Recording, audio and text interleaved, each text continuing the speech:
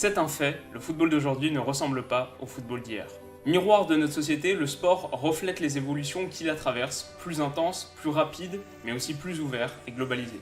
Mais à quoi ressemblait le foot il y a 100 ans, il y a 1000 ans?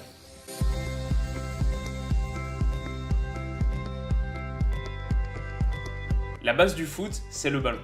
Alors on n'a pas le matériau historique nécessaire pour situer ultra précisément le lieu et la naissance du premier ballon, mais dans toutes les sociétés anciennes qui ont pratiqué le jeu de balle, l'objet sphérique était à l'origine un symbole spirituel, une représentation matérielle d'une divinité ou d'un esprit supérieur.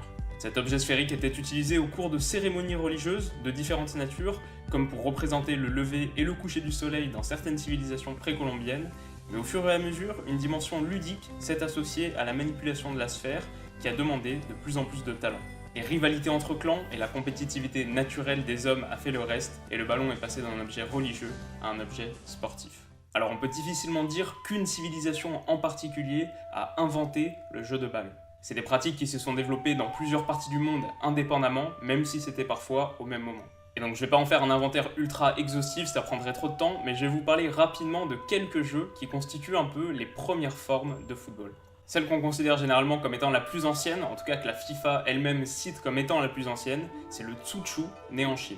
La première mention historique du Tsu-Tsu est datée au 3e siècle avant Jésus-Christ, et comme beaucoup de formes primitives du football, c'était un exercice militaire qui visait à accroître l'endurance et la résistance physique des soldats.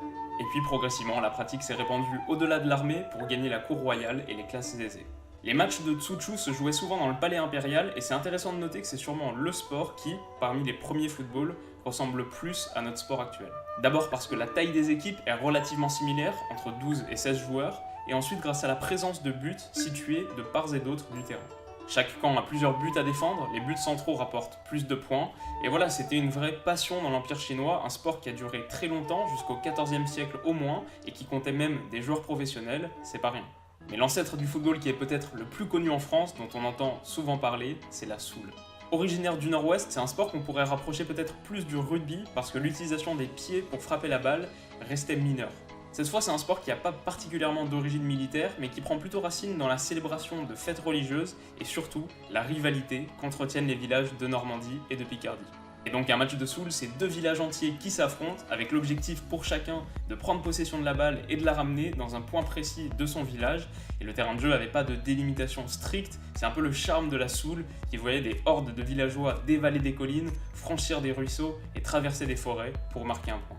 C'est sûrement une des versions ancestrales du football qui était parmi les plus violentes et chaque match donnait lieu à une avalanche de blessures, voire de morts. Une partie de soule pouvait se terminer au bout d'un certain nombre de points marqués, mais elle s'éternisait parfois pendant des jours et des jours, jusqu'à ce que chaque village soit totalement vidé de son énergie. C'était clairement un sport assez extrême.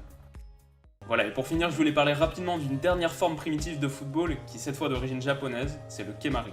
Alors pour l'instant, on a évoqué des sports dont l'essence était compétitive, avec des équipes qui s'affrontent pour obtenir une victoire. Mais ce que je trouve intéressant avec le kemari, c'est que la logique est totalement différente, c'est une logique coopérative. Et donc pour aller vite, le kemari ressemble beaucoup en fait à une brésilienne parce que les participants se transmettent le ballon avec pour objectif qu'ils ne touchent jamais le sol. Et contrairement à la brésilienne comme nous on l'imagine, sur les plages de sable fin par exemple, là les joueurs revêtissent un habit traditionnel qui donne tout son charme à la partie de kemari, au niveau visuel déjà, parce que l'alliage des couleurs, surtout sur fond de sanctuaire shinto, on peut dire que c'est assez joli, mais ça ajoute aussi une difficulté toute particulière parce que ces tenues, elles sont pas tout à fait optimisées pour la pratique sportive. Voilà, personnellement j'ai un petit faible pour le kemari que je trouve super agréable à regarder, et ensuite j'aime beaucoup la cérémonie qui précède la partie et qui ancre le jeu dans quelque chose de supérieur. Voilà les amis, c'est la fin de cette analyse sur les toutes premières formes du football. Vous voyez qu'à l'époque on était très loin, bon évidemment de notre sport actuel, mais même de la première version officielle du football qui a été codifiée en 1863 dans une taverne. D'ailleurs ça aussi c'est une autre histoire passionnante qui est un peu la suite logique de celle-ci, donc si vous voulez voir une analyse qui s'y intéresse, faites-le moi savoir dans les commentaires. Pour être aussi apaisante qu'une partie de kemari, l'analyse quotidienne a besoin de votre soutien. Alors si cette vidéo vous a plu, n'hésitez pas à mettre un gros like. Et pour ne pas rater la prochaine, abonnez-vous à la chaîne. C'est gratuit et c'est une super manière de m'encourager. À demain.